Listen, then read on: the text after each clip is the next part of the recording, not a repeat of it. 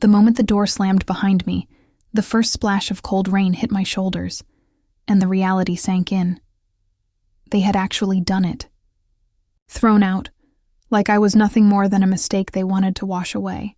I stood there on the slick, dark driveway, shivering, drenched, my heart hammering in disbelief. My parents' faces had been a mixture of disgust and impatience, my siblings sneering as if I'd become some sort of burden too heavy to bear. I had no words, no defense, only the icy sting of raindrops and the echo of their laughter that seemed to follow me like a curse. Every instinct screamed to run back, to plead, to explain that being jobless didn't make me worthless. But my throat was raw, and my pride was bleeding.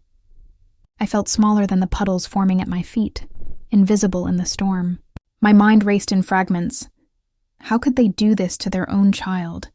Did they even see me at all? Each drop of rain felt like a reminder of every moment they'd dismissed me, every insult that had lingered in silence. I was soaked, humiliated, and utterly alone, swallowed by the night and the cruel clarity that nothing I said would matter. And yet, somewhere beneath the cold and the shock, a tiny spark of something stubborn flickered, anger, perhaps, or the first whisper of determination. I didn't know it yet, but this night, this rain, this humiliation, would mark the start of everything I had to rebuild. I wandered aimlessly through the slick streets, my shoes squelching in the rain, trying to make sense of what had just happened. Every glowing shop window felt like a spotlight on my failure, a cruel reminder of what I didn't have. I thought of my sister, smug and golden, always the favorite, receiving praise, gifts, and attention I had never earned. Not because she was better, but because I had been deemed less. My parents' eyes had always followed her with pride while mine seemed invisible, like I was nothing more than a shadow they tolerated. I remembered birthdays I had spent alone, graduations they skipped, and small achievements they barely acknowledged. The weight of being overlooked, dismissed, and underestimated pressed down on me harder than the rain ever could. A bitter, twisting FOMO settled in my chest. Not the kind that comes from missing a party, but the kind that gnaws at you when you realize your own family sees you as replaceable, unworthy, invisible. Every couple I passed, every family laughing under awnings, reminded me of the home I had lost and the approval I would never get from the people who were supposed to love me unconditionally.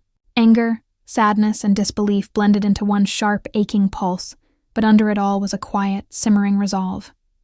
If they thought this storm could break me, they were wrong.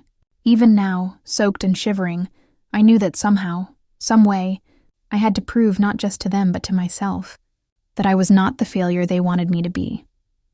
I had been wandering the streets for what felt like hours, soaked to the bone, when a voice called out from under the awning of a small cafe. "Hey, are you okay?" A woman, older than me but with kind, sharp eyes, handed me a towel and offered a seat inside. I wanted to say no, to retreat into my own shame, but something in her voice, steady, non-judgmental, made me stay. Over lukewarm coffee, she listened as I spilled fragments of my story. The rejection, the humiliation, the endless nights of being told I wasn't enough. She didn't flinch, didn't dismiss me, and after a pause she said, "I can help you get started somewhere. You just need the chance." For the first time in months, someone actually believed I had value. That belief was fragile, like a candle in a storm. But it flickered, and I grabbed it with trembling hands.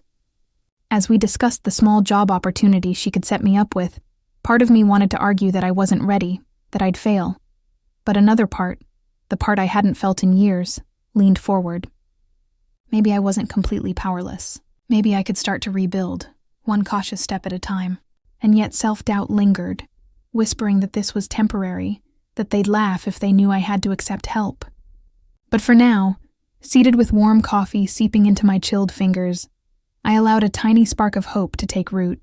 Weak, drenched, and humiliated just hours ago, I realized that this small act of kindness might just be the first step toward reclaiming what had been taken from me.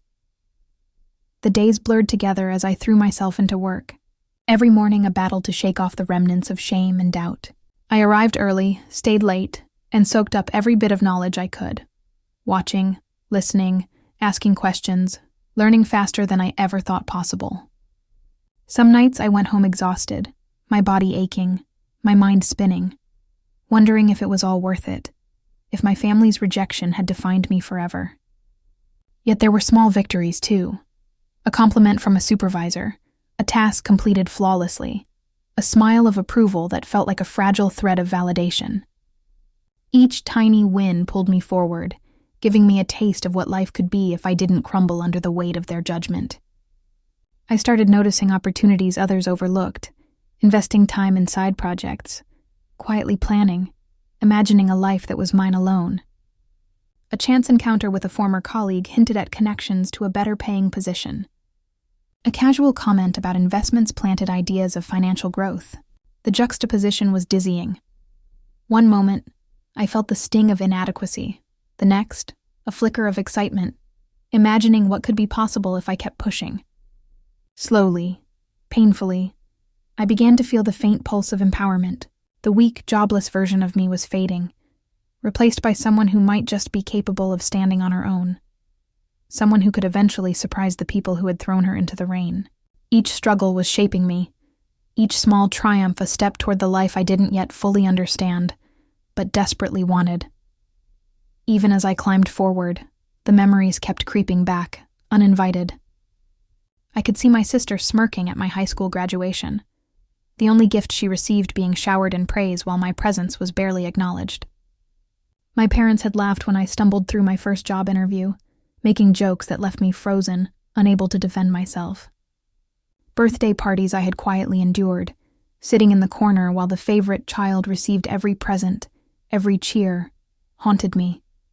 Every sarcastic remark, every subtle dismissal, every act of favoritism was a needle prick to my self-esteem, a reminder that I was always the outsider in my own family. I replayed the nights I'd cried alone in my room, wondering what I had done wrong, why their love felt conditional, why my worth had been measured by what I could produce rather than who I was.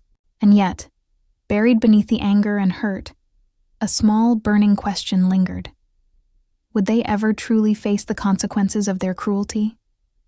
I didn't know it yet, but that question would follow me, teasing the promise of reckoning, whispering that the story was far from over, that the chance to turn the tables still waited somewhere ahead. Slowly, painstakingly, my life began to shift. The small job the stranger had helped me secure became a foothold, then a platform. I learned to manage money, to budget, to save the pennies that once would have been lost to despair. Within months, I rented a modest apartment, not extravagant, but mine, a space that smelled of possibility rather than rejection. I decorated it with care, each piece a quiet assertion that I deserved comfort, stability, and dignity. Work colleagues began to notice my diligence and reliability. Recommendations came, small opportunities that hinted at bigger ones.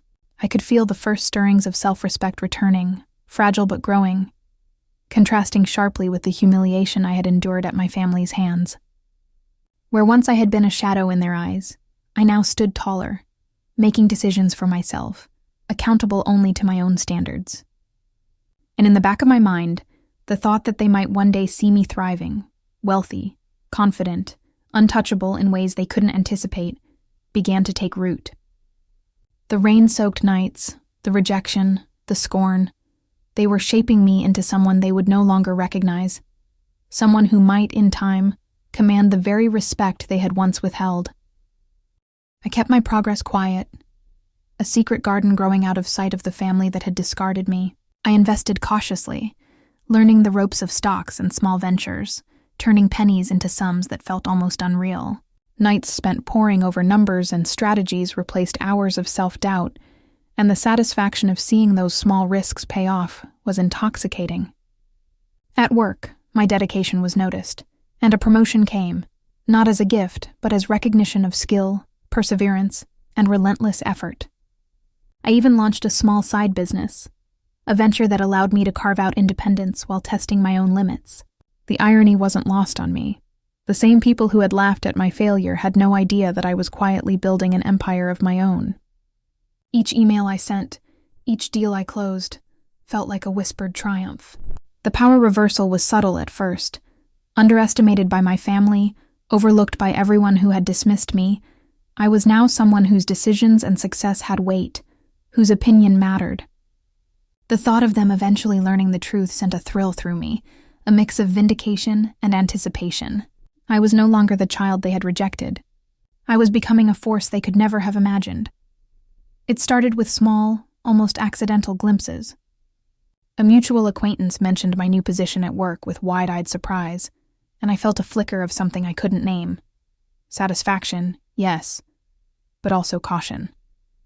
Then, a social media post I hadn't intended anyone to see appeared in a conversation. My promotion, my side business launch, a carefully curated image of my apartment's new interior. I felt a chill as I realized that someone from my past might notice. Someone who had once treated me like I was invisible. And sure enough, whispers began to reach me. Casual comments from distant relatives, the slightest hints that my family had somehow caught wind of what I had achieved. I could imagine their thoughts, the disbelief, the envy, maybe even a little fear. For a moment, I allowed myself a private smile, the quiet thrill of being underestimated finally turning into leverage. But alongside it, a shadow of tension settled in my chest. Would they come knocking, expecting pity or forgiveness? Would they try to insert themselves back into my life, thinking the past could be rewritten with charm or entitlement? The uncertainty tightened around me, a knot of anticipation and dread. The stage was set, the rules had changed, and I felt the first real surge of control, knowing that the next encounter could finally tip the scales. The knock at my door was hesitant, almost apologetic, but I recognized the rhythm immediately. I didn't need to look through the peephole to know who it was. My heart didn't race. Instead, a slow, steady calm spread through me. They had come, the very people who had thrown me into the rain, dismissed me, and mocked my every failure. And now somehow they needed something from me. I opened the door, letting the familiar faces step inside as though nothing had ever happened, keeping my expression neutral, almost effortless. Inside, my mind raced quietly, cataloging every insult, every act of favoritism, every night I'd cried alone.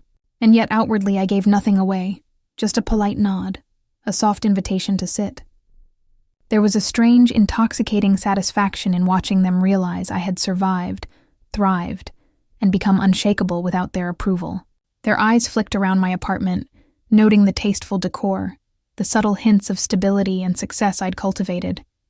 The reversal hadn't happened yet, but I could feel it brewing, simmering beneath the surface, ready to unfold. I let them linger in uncertainty, my calm demeanor a stark contrast to the chaos of their expectations. In that pause, I realized the power had quietly shifted.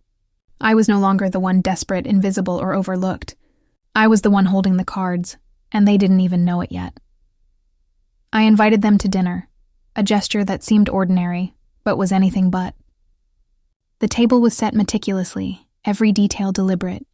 The subtle nods to my success, a perfectly polished centerpiece, a carefully chosen wine, and the quiet air of confidence that I carried without trying. As they settled, polite but wary, I let the conversation drift to neutral topics, watching for cracks, for the slightest flicker of superiority or entitlement that had once defined them.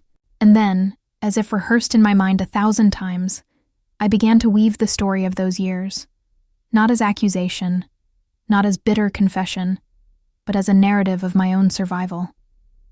"Remember that night it rained so hard?" I asked, voice calm, almost gentle. They shifted uncomfortably, glancing at each other, unsure where this was going. I described the humiliation with precision, the laughter, the disregard, the favoritism they had so carelessly displayed. But instead of anger, I exuded composure.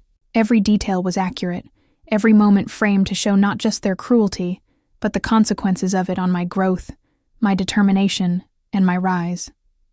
Subtly, I began revealing achievements they had no knowledge of, a promotion they wouldn't have guessed, the business venture they never imagined, the financial independence I had quietly built. Each revelation landed like a soft, unstoppable weight, dismantling the assumptions they carried about me. The room grew tense, polite conversation faltering as realization dawned in their eyes. They had thought I was powerless, forgotten and weak, but in that moment, their disbelief became palpable. No shouting, no confrontation, just the quiet, devastating clarity that the child they had cast aside had not only survived, but flourished on her own terms. I watched as the air shifted. The invisible scales of justice began to tip. This was my power, my subtle vengeance, letting them see what they had tried to destroy, calmly and completely, without lifting a hand to fight back. The satisfaction wasn't in revenge for its own sake, but in the undeniable truth, in the elegant dismantling of their assumptions. For the first time in years, I felt fully seen, not as the child they had rejected, but as the person I had become, formidable, unbroken, and untouchable. Their faces were a mix of disbelief, shame in something I hadn't expected, envy. I could see it in the way their eyes darted around my apartment, lingering on the subtle signs of my success, the independence they had never imagined I could achieve. I stood tall, steady, every ounce of humiliation from the past years transformed into calm authority. When one of them tried to make a joke, to lighten the tension with forced laughter, it fell flat, hollow against the weight of my quiet triumph. I didn't raise my voice or scold. I didn't need to. My composure spoke louder than any accusation could. The child they had once dismissed, ignored, and thrown out into the rain now dominated the room, not with anger, but with presence, dignity, and undeniable proof of worth. Every glance, every awkward pause from them reinforced the contrast. Then, I had been powerless, shivering in humiliation. Now I was unshakable, commanding respect effortlessly. In their discomfort, I felt an unexpected surge of satisfaction, a sense of justice served without a single dramatic outburst. I had turned every insult, every act of favoritism, every moment of exclusion into fuel, and it had carried me here, into this moment where their assumptions about me were shattered. They had underestimated me for years, and now they were forced to acknowledge the truth. I had risen, and nothing they could say or do could diminish that. I felt a quiet, unshakable power, a vindication deeper than any revenge could provide. After they left, the apartment felt impossibly quiet, the kind of silence that carries both relief and reflection.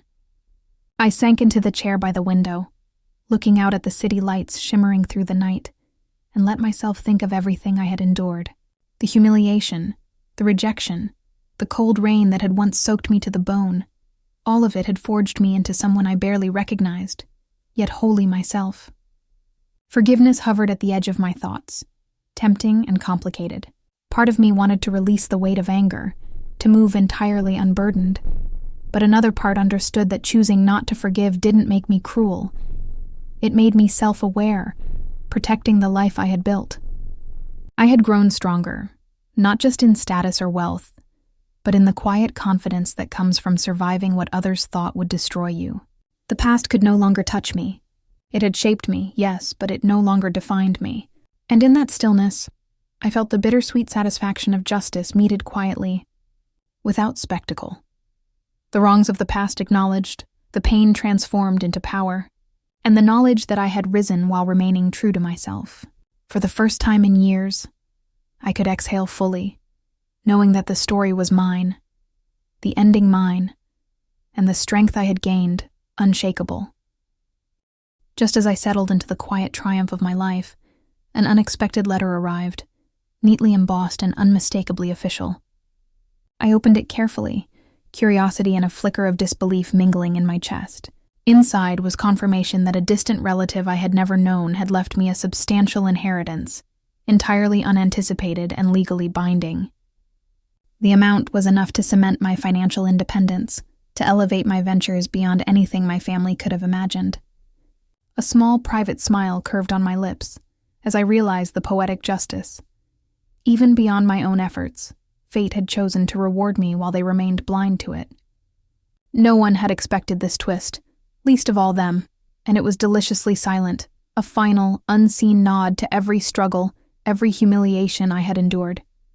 The power, the recognition, the future, it was all mine, secured in ways they would never fully comprehend. Months later, my life had settled into a rhythm that felt entirely my own. My business was thriving, my apartment was warm and filled with laughter and friends who respected me, and every morning I woke with the quiet certainty that I no longer answered to anyone but myself. My family, once so quick to judge and discard me, had slowly receded from my life, their presence reduced to fleeting mentions and awkward messages. I didn't gloat or seek revenge. I simply lived, each success a subtle reminder of the power I had claimed and the lessons they had taught me, without meaning to. Karma, in its quiet, relentless way, had done its work, and as I sipped my morning coffee, looking out over the city skyline that sparkled with possibility, I felt a deep, unshakable peace. I had risen, I had survived, and in the end, the consequences of their cruelty lingered behind them, while I moved forward, untouchable, empowered, and fully myself.